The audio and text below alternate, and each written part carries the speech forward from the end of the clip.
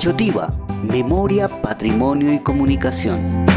Un recorrido por la memoria de nuestro territorio.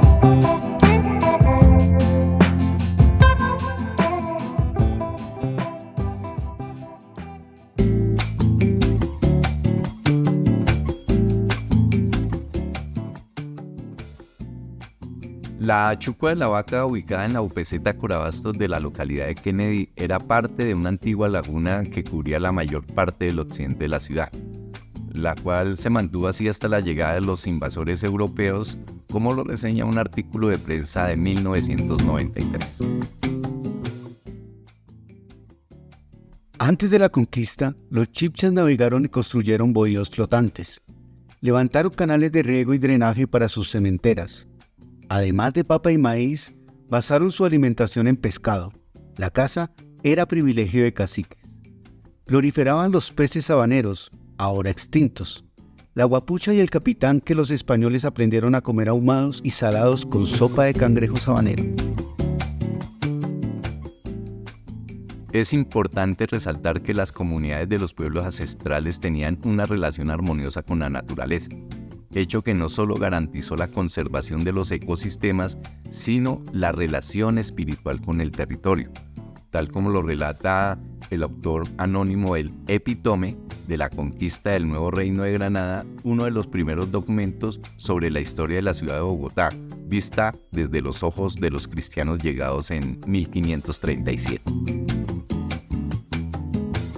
Tienen muchos bosques y lagunas consagradas en su falsa religión, donde no tocan a cortar un árbol ni tomarán una poca de agua por todo el mundo.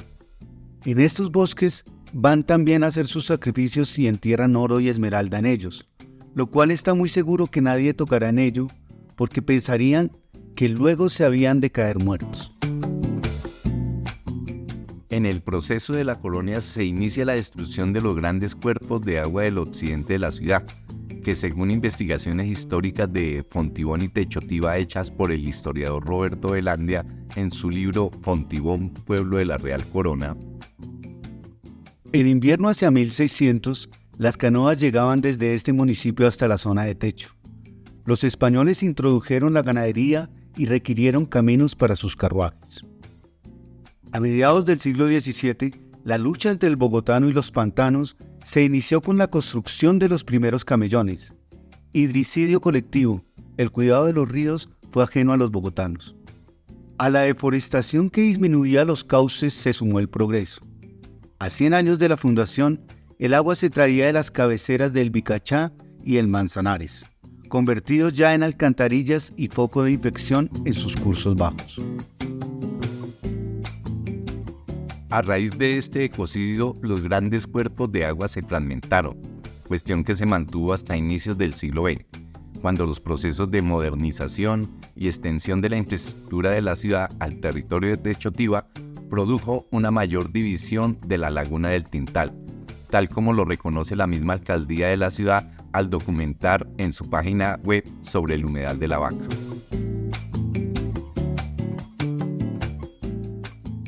Con la construcción del aeródromo de Techo y la Avenida de las Américas, en los años 30 fraccionaron la laguna del Tintal en 5 cuerpos de agua reducidos, formando los actuales humedales de Tibanica, La Vaca, El Burro y Techo Laguna Temisa. Desde mediados del siglo XX, el problema de la vivienda en Bogotá ha sido una de las situaciones sociales más delicadas que ha tenido, por cuenta del proceso de desplazamiento generado por la violencia y la pobreza que se vivía en el campo, hecho que aumentó la población de las principales ciudades, entre ellas la capital. En 1900 la ciudad tenía 100.000 habitantes, en 1940 330.000. Para la década de los 50 se duplicó a 715.000 habitantes. En 1960 nuevamente se duplica la población, llegando a 1.200.000 habitantes. Y para 1973 se llegó a 2.371.000 habitantes aproximadamente. Crecimiento demográfico que se ha mantenido hasta nuestros días, generando un déficit de vivienda permanente para los más pobres de la sociedad.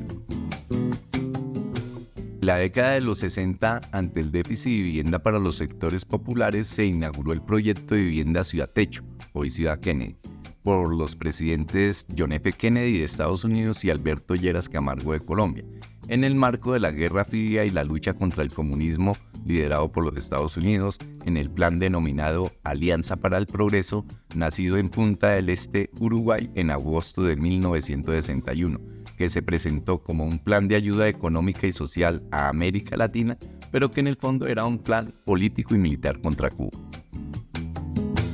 Ciudad Techo no mitigó las problemáticas urbanas de vivienda y la falta de políticas para los sectores más pobres de la población. Por el contrario, hizo que millares de familias recurrieran a soluciones de lotes sin servicios que ofrecían los urbanizadores piratas en los sectores de Patio Bonito y Britalia, con el aliciente de la cercanía a la Corporación de Abastos inaugurada en 1972, lo que generó la aparición de muchas urbanizaciones en donde vivían familias cuyo ingreso económico dependía de Corabastos, viviendo en condiciones de miseria y marginalidad.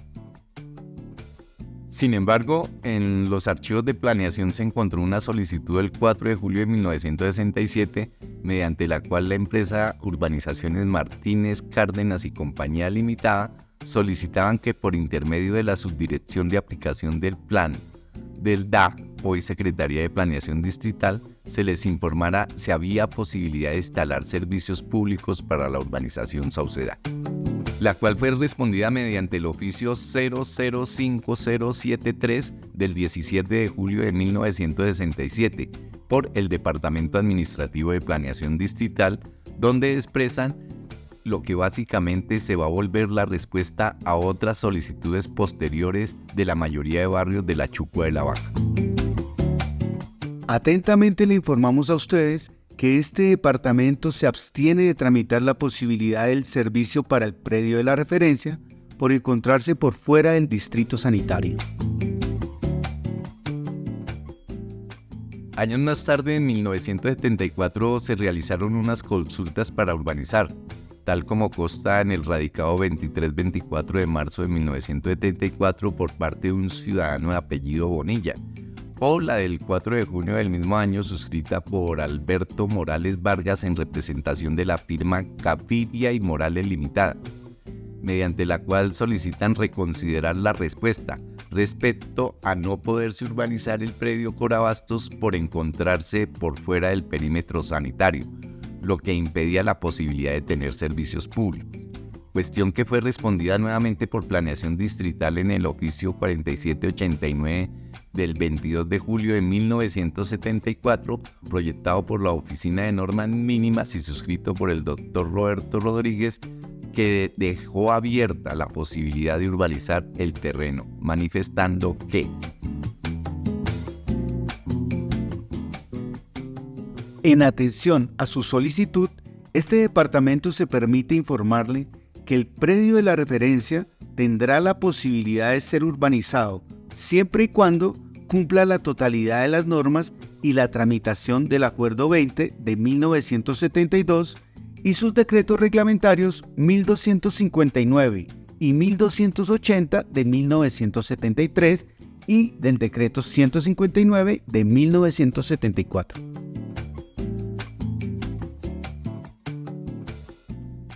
Teniendo en cuenta lo anterior, los primeros barrios del sector de la OPZ 80 fueron los barrios Llano Grande y Saucedal, fundados a mediados de la década de los 70, donde hubo conflictos con los urbanizadores, lo que obligó a la intervención de la Superintendencia Bancaria, quienes mediante la resolución 6854 del 21 de noviembre de 1979 se ordenó la intervención de la señora Dilcia Susan de Alejo, responsable del barrio Llano Grande, y la número 7135 del 4 de diciembre del mismo año ordenó la intervención del responsable del barrio Saucedal, el señor Luis H. Rodríguez.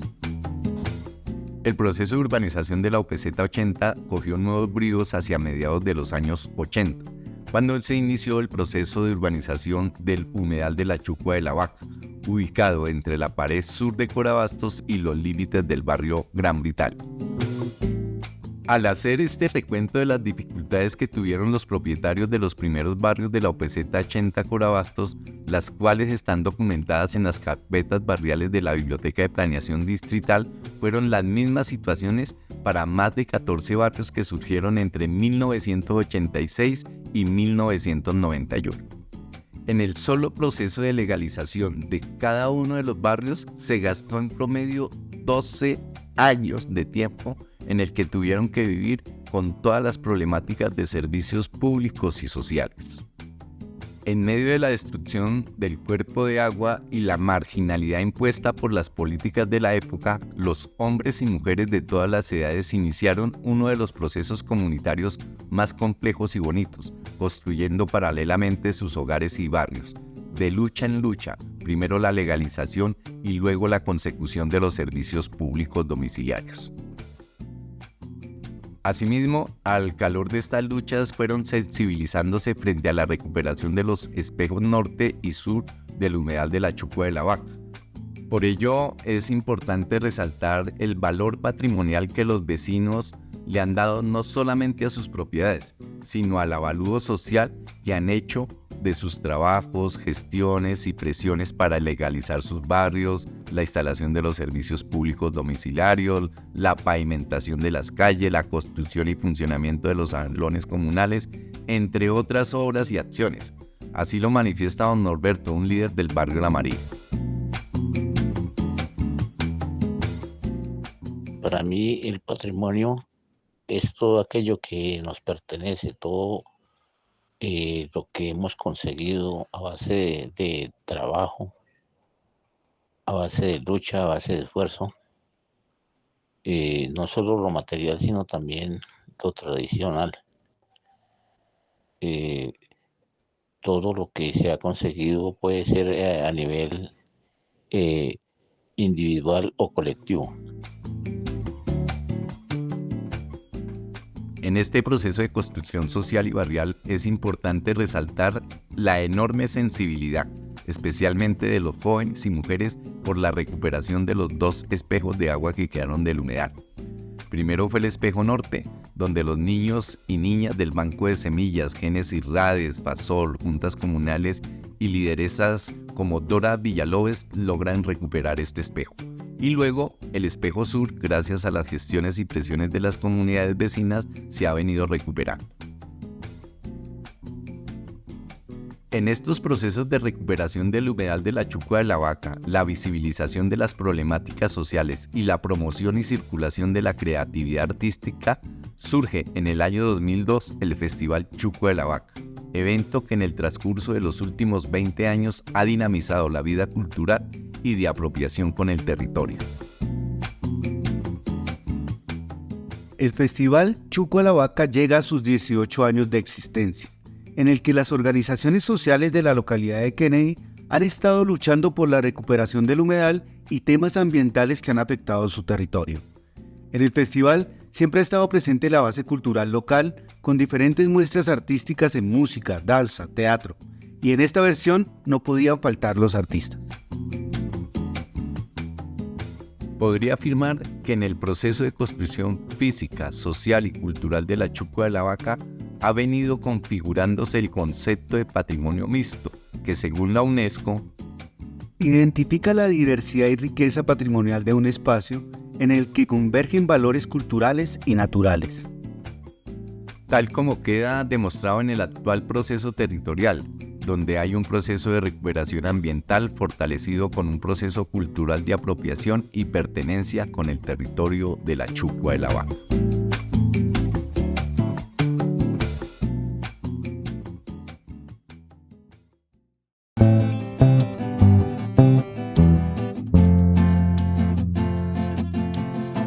Techotiva, Memoria, Patrimonio y Comunicación. Un recorrido por la memoria de nuestro territorio.